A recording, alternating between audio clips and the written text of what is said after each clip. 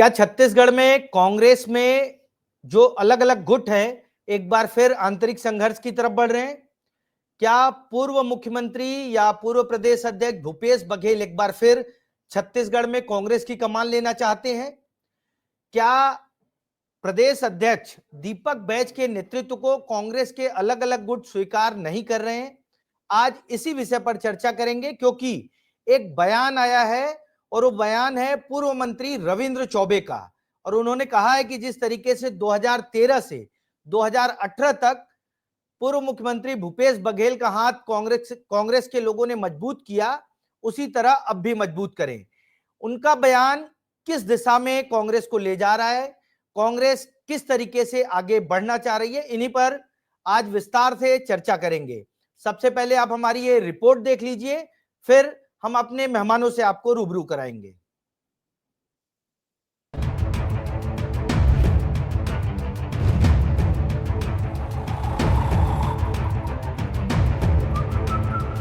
हम सब लोग भूपेश जी के हाथ मजबूत करना है। एक साथ ये लड़ाई में कंधा से कंधा मिला के, जैसे 13 से 18 के बीच पूरा प्रदेश के कांग्रेसी भूपेश जी के साथ मिलजुल करके भारतीय जनता पार्टी के 15 साल के कुशासन उखाड़ के फेंके रहे। आने वाला समय में छत्तीसगढ़ में फिर से आदरणीय भूपेश जी के नेतृत्व में यही लड़ाई लड़े जाए और राहुल जी के हाथ मजबूत करे बर अगला सरकार, किसान के सरकार अगर कोई बना सकत है तो केवल और केवल तो साथियों हम सबला भूपेश जी के हाथ मजबूत करना है। वास्तविकता ये है कि कांग्रेस पार्टी के कार्यकर्ता कांग्रेस से दूर हो चुके हैं और जनता कांग्रेस से दूर हो चुकी है। ये नेता अपने अस्तित्व बताने के लिए संघर्ष कर रहे हैं, लेकिन वास्तविकता कांग्रेस धरातल खो चुकी है। कांग्रेस का कोई भविष्य नहीं है। मैं आलोचना भी करता हूं, लेकिन मैं किसी भी हाल में अपशब्द नहीं कहूंगा, क्योंकि हमारी संस्कृति नहीं है, हमारी परिपाटी नहीं है। लेकिन एक बात जरूर कहूंगा कि कांग्रेस को अपने गिरेबान में झांक कर देखना चाहिए, कहां तक क्या क्या है।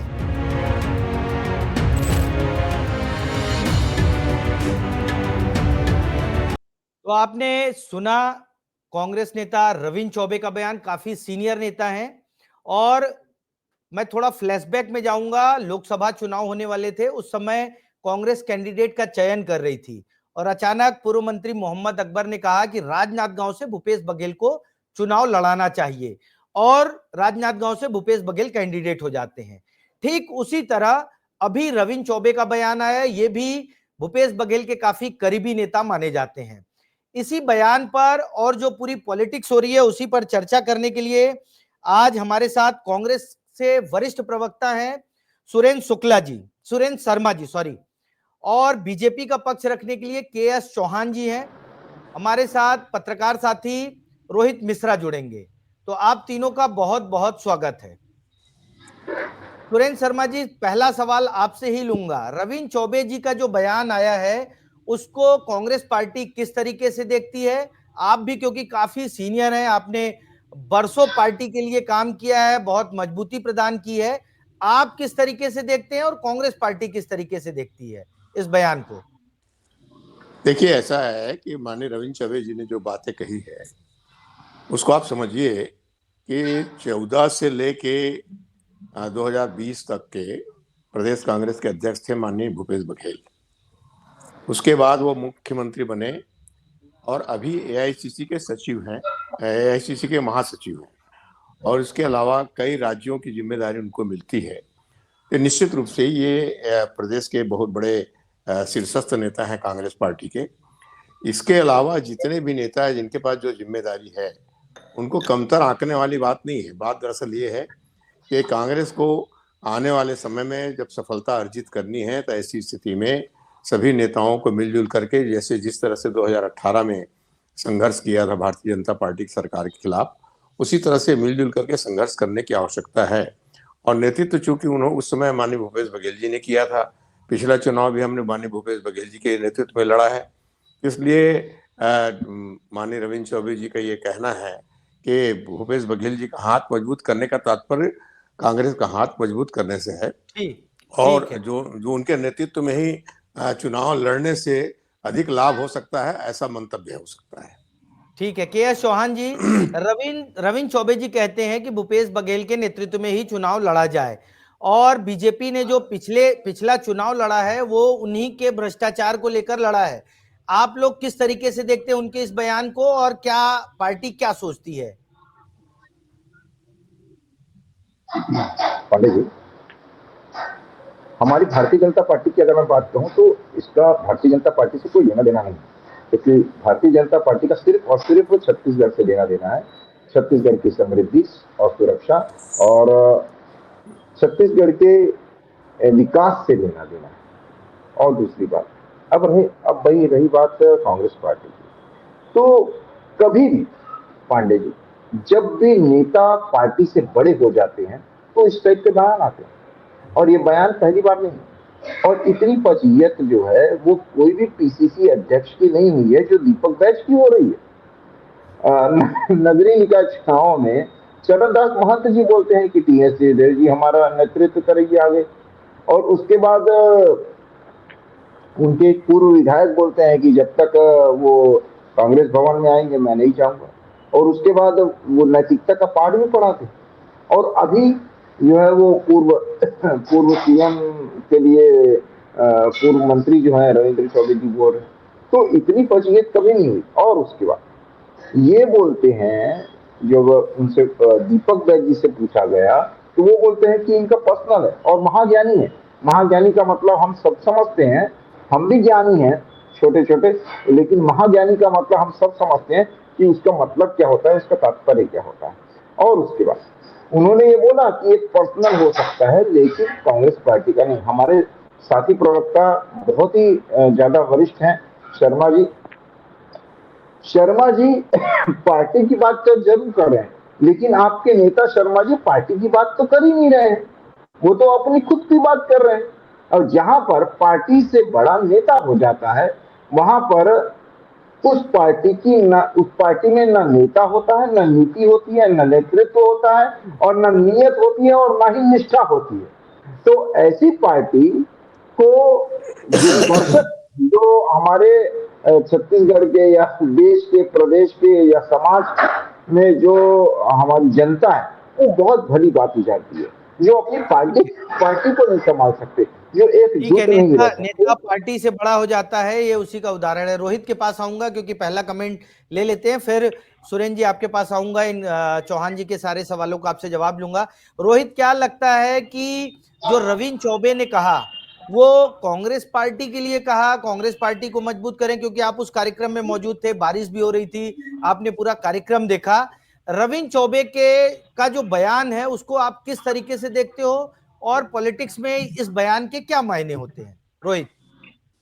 बिल्कुल मृगेंद्र जी, देखिए ये पहली बार नहीं हुआ है। जब से विधानसभा चुनाव पिछला हुआ है उसके बाद से समय समय पे इस तरह के बयान आते रहे हैं। चरणदास महंत कहते हैं महाराज जी को जो है वो उनके नेतृत्व में चुनाव लड़ना चाहिए। अमरजीत भगत भी इच्छा जाहिर कर चुके हैं कि वो प्रदेश अध्यक्ष बनना चाहते हैं। तो ऐसे तरह के कई तरह के बयान जो है वो सामने आते हैं, लेकिन वो जो रविंद्र चौबे उन्होंने साफ तौर पे कहा कि भूपेश बघेल का हाथ मजबूत करने की आवश्यकता है और उनका नेतृत्व वो चाहते हैं, क्योंकि पिछले नेतृत्व में उन्होंने बताया भी कि इस तरह से इस साल तक जब भूपेश बघेल प्रदेश अध्यक्ष रहे थे तो कहीं ना कहीं भारतीय जनता पार्टी की सरकार को उन्होंने हटाया था, उसके बाद फिर वो कांग्रेस की सरकार बनी थी। तो ऐसे में कह रहे हैं कि अगला जो चुनाव है, अभी का वर्तमान नेतृत्व भूपेश बघेल करें ही, लेकिन अगले चुनाव का भी नेतृत्व भूपेश बघेल करें। तो कुल मिलाकर अगले विधानसभा चुनाव की तैयारी जो है वो साफ तौर पे दिख रही है, क्योंकि अलग अलग लोग हैं, अलग अलग व्यक्ति के करीबी, और रविंद्र चौबे को बखूबी जाना जाता है। पूर्व मुख्यमंत्री भूपेश बघेल काफी करीबी रहे हैं, तो ऐसे में उनकी तरफ से उनकी इच्छा के रूप में इसे देखा जाना चाहिए। ठीक है, रविंद्र चौबे को भूपेश बघेल का प्रमुख सलाहकार भी माना जाता था, क्योंकि पूरी सरकार में सिर्फ 2 लोगों की सलाह लेते थे, एक रविंद्र चौबे और मोहम्मद अकबर, और वो दोनों विधानसभा चुनाव हार गए। शर्मा जी आपके पास आऊंगा जी। के.एस. चौहान जी कह रहे हैं कि व्यक्ति बड़ा हो जाता है पार्टी से। क्या लगता है आपको कि कांग्रेस से बड़े हो गए भूपेश बघेल और अब वही कांग्रेस की नैया पार कर सकते हैं?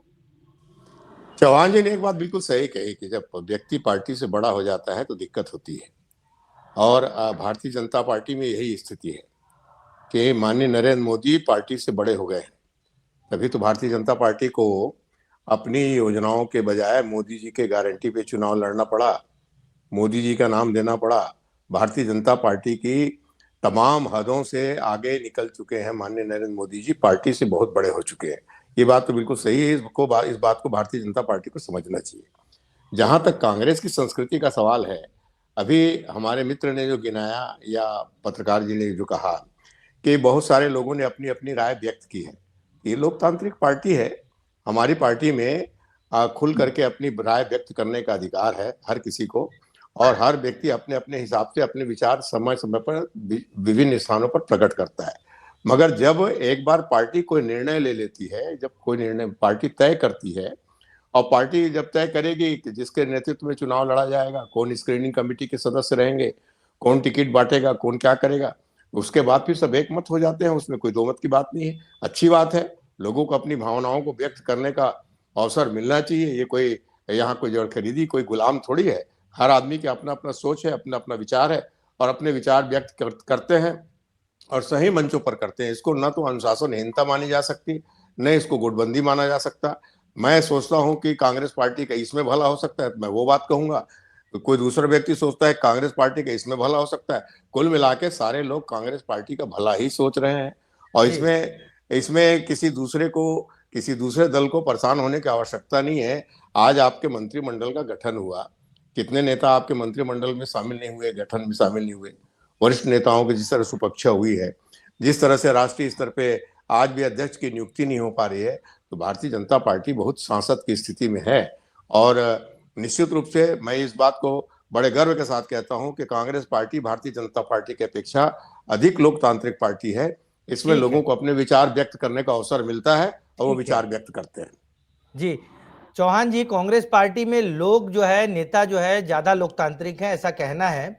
और आपको नहीं लगता कि बीजेपी जिस तरीके से बदलाव कर रही है, नए चेहरों को प्रोजेक्ट कर रही है, कांग्रेस वही पुराने नेताओं के साथ आगे बढ़ना चाहती है? चौहान जी, चौहान जी का नेटवर्क इशू है। रोहित के पास आऊंगा। रोहित, क्या लगता है कि जिस तरीके से बीजेपी नए नेतृत्व को आगे लेकर आ रही है और कांग्रेस वही पुराने नेता, क्या ऐसा नहीं लगता कि पीढ़ी परिवर्तन का ये जो दौर है, 25 साल का छत्तीसगढ़ हो चुका है, क्या पीढ़ी परिवर्तन का दौर आना चाहिए और नए नेताओं को भी जगह मिलनी चाहिए?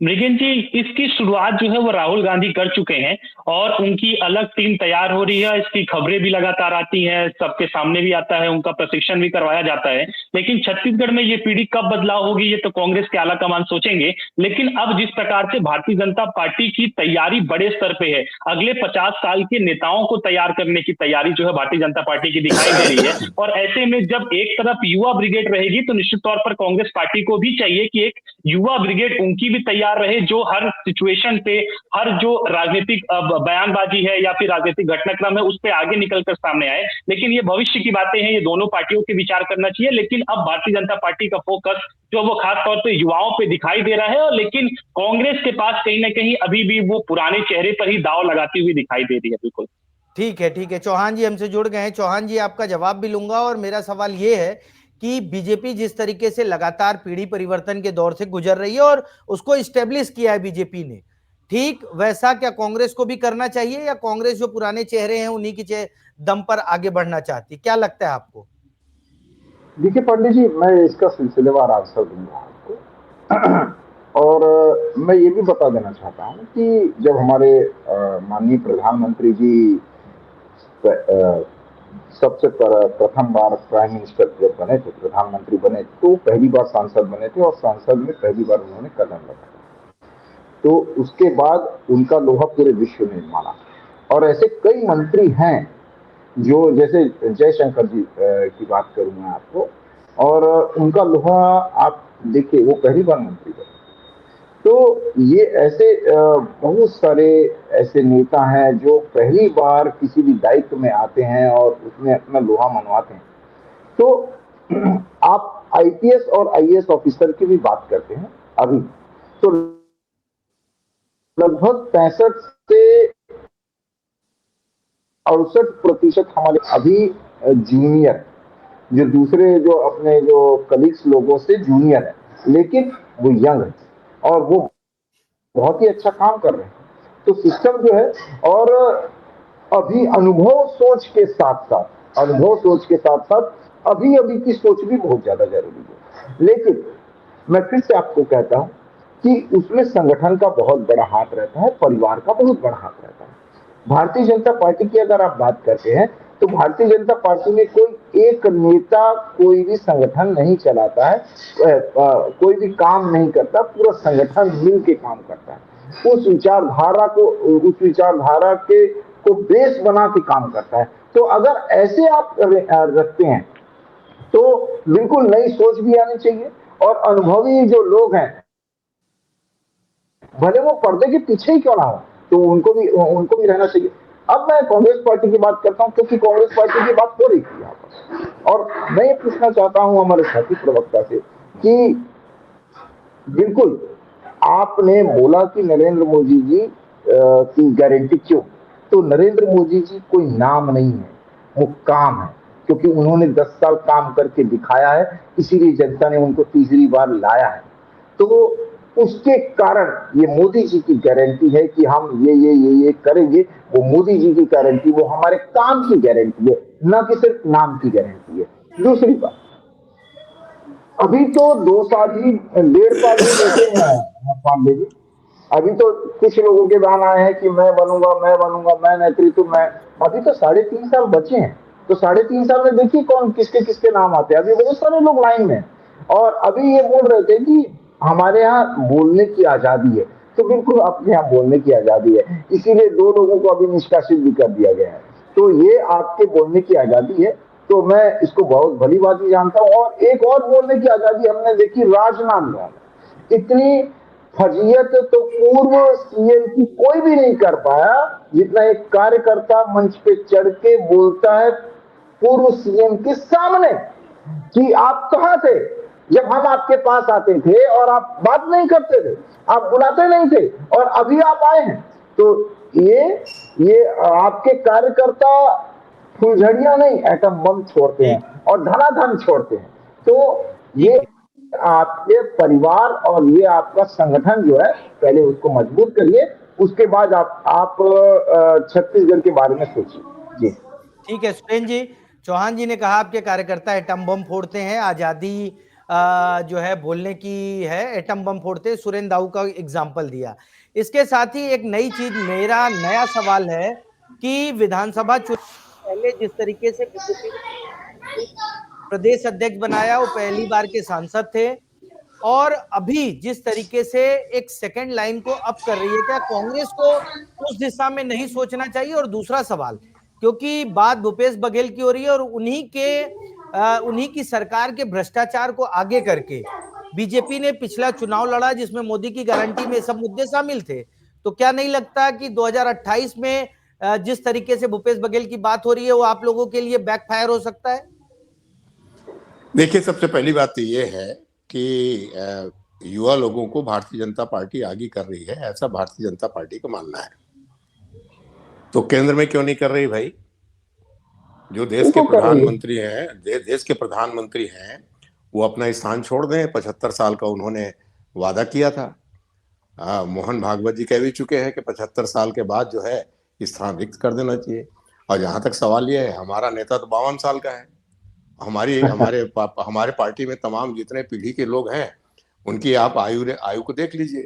तो उनके भारतीय जनता पार्टी के जो शीर्ष नेतृत्व थे, उनकी एवरेज आयु को निकालिए, कांग्रेस पार्टी के नेताओं के एवरेज आयु को निकालिए, तो आपको समझ में आ जाएगा। दूसरी बात, ये हमारे सुरेंद्र दाऊ की चर्चा कर रहे हैं, रवि भगत की चर्चा नहीं कर रहे हैं, जो इनके युवा मोर्चा के अध्यक्ष हुआ करते थे।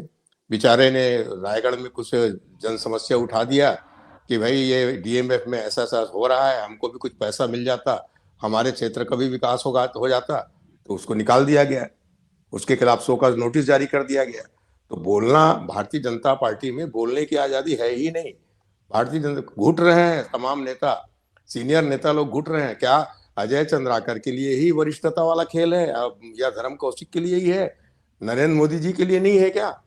और अन्य जो 75 साल के होने वाले नेता हैं, उनके लिए नहीं है क्या? वहां पर युवा लोगों को कब मौका दिया जाएगा? तो दरअसल में भारतीय जनता पार्टी दूसरों को ज्ञान देने के लिए तो ठीक है, मगर जहां तक उनका प्रश्न आ जाता है तो मोदी की गारंटी, मैं तो इस बात का जवाब ही नहीं मिला कि भाई वो मोदी जी पार्टी से बड़े हैं कि नहीं है, इस बात का तो जवाब ही नहीं मिला। आज भारतीय जनता पार्टी मतलब मोदी जी के अलावा भारतीय जनता पार्टी वहां से 1 नंबर से चालू होता है 10 नंबर तक मोदी मोदी मोदी मोदी, इसी का मंत्र का जाप होता है, इसके अलावा कुछ होता नहीं है। निश्चित रूप से नहीं कांग्रेस जी, कांग्रेस के एस चौहान जी कह रहे हैं कि मोदी का मतलब गारंटी पूरा होने की गारंटी।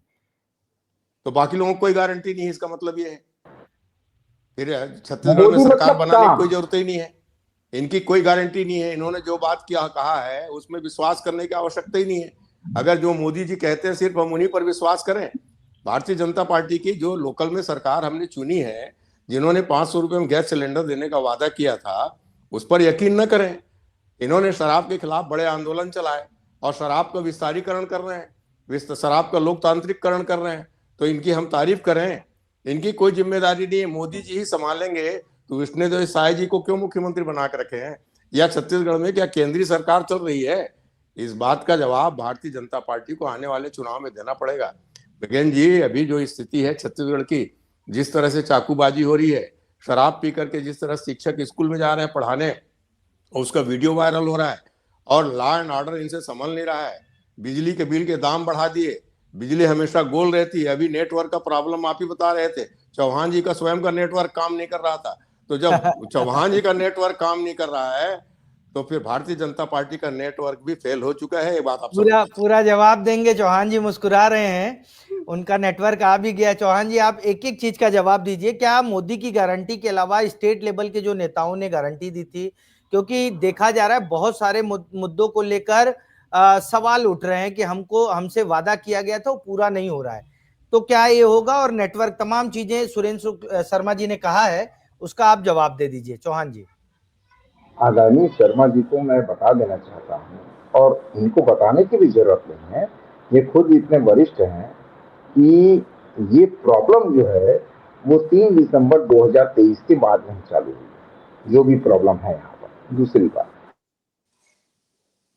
आप छत्तीसगढ़ की जनता जो है पांडे जी, वो बहुत ज्यादा समझदार है, बहुत ज्यादा जागरूक है, और वो देश और प्रदेश की जनता किसी भी पार्टी के पक्ष में नहीं रहती है, वो खुद के हित में रहती है, जो उसका खुद का हित होता है, जिसके लिए वो सबसे ज्यादा उचित विकल्प जो उसको समझ में आता है, जो उसके लिए उचित होता है, उस समय देश काल और परिस्थिति के हिसाब से उसको अपना आशीर्वाद देके आती है। और आप वरिष्ठ हैं, आपको बोलने की भी जरूरत नहीं। और पिछले 18 महीनों में आप 3 बार चुनाव आ रहे हैं, और चौथा हमारे को बोनस मिला है रायपुर का मध्यावधि चुनाव, ये आप भूल रहे हैं। और उसके बाद आप बोलते हैं कि हमारा जो क्राइम में ये नहीं है। तो मैं आपको बता देना चाहता हूं, आपको भी मालूम होगा कि 400 जो नक्सली मारे गए हैं, 1250 नक्सली सरेंडर हुए हैं, 1150 गिरफ्तार हुए हैं, जो 17-18 महीनों में हुए हैं, वो आप 5 साल में नहीं कर पाए हैं। आदरणीय शर्मा जी, आप अपनी कांग्रेस पार्टी को आप आकलन तो करिए। और उसके बाद आप बोलते हैं कि हमारी सरकार की खामियां गिना रहे हैं। तो सरकार की खामियां गिना रहे हैं, तो मेरे ख्याल से जितने आप समझदार हैं, उतने दूसरे भी छत्तीसगढ़ की जनता भी समझदार है। और छत्तीसगढ़ की जनता जब ये देख रही है कि हमारा सुशासन वापस आ गया है, तो वो 3 बार जिता के दे रही है। और ये तुक्के। चौहान जी का फिर नेटवर्क टूट गया है। शर्मा जी, आपके पास आऊंगा। क्या इन 3 चुनावों को, जो नगरीय निकाय चुनाव है या पंचायत चुनाव है या लोकसभा का चुनाव, इसी को लिटमस टेस्ट मानकर विधानसभा चुनाव में बीजेपी ये सोच रही है कि कांग्रेस नहीं आ सकती? आप लोगों की क्या तैयारी? और दूसरा जो महत्वपूर्ण सवाल जो मैं पहले भी आपसे किया था, कि क्या भूपेश बघेल का जो 5 साल का कार्यकाल था, उसी के भ्रष्टाचार और कुशासन को लेकर बीजेपी ने मुद्दा बनाया और चुनाव में जीत दर्ज की, तो क्या लगता है एक बार फिर जब भूपेश बघेल का चेहरा आगे होगा तो वही चीजें फिर सामने नहीं आएंगी, वोटर भयभीत नहीं होगा? मृगेल जी, दरअसल देखिए, अभी हमारे मित्र बता रहे थे कि हम विधानसभा चुनाव जीते, लोकसभा चुनाव जीते, निकाय का चुनाव जीते, पंचायत का चुनाव जीते, एक उपचुनाव जीते। आपको याद होगा 2018 में कांग्रेस पार्टी चुनाव जीतने के बाद हमने 5 उपचुनाव जीते थे, नगर निगम के सारे चुनाव जीते थे, ग्राम पंचायतों के चुनाव जीते थे, और उसके बाद हमारी सरकार 35 सीटों पर आ गई। तो इसको माननीय चौहान जी को गलतफहमी में नहीं रहना चाहिए। एक बात से उनके सहमत हूं मैं कि वो जो कह रहे हैं कि छत्तीसगढ़ की जनता मूर्ख नहीं है, छत्तीसगढ़ की जनता सजग है, छत्तीसगढ़ की जनता जानती है, छत्तीसगढ़ की जनता देख रही है। आज आपको बताना चाहता हूं चौहान जी, मैं विपक्ष में होने के बावजूद आप लोगों के हित का चिंतन कर रहा हूं। लाखों लोगों के राजस्व के जो रिकॉर्ड हैं वो दुरुस्त नहीं हुए हैं। अस्पताल में जाएंगे तो डॉक्टर नहीं मिलता, डॉक्टर मिले तो दवाई नहीं मिलता, दवाई मिले तो बेड नहीं मिलता। आज छत्तीसगढ़ की जनता त्राही त्राही कर रही है।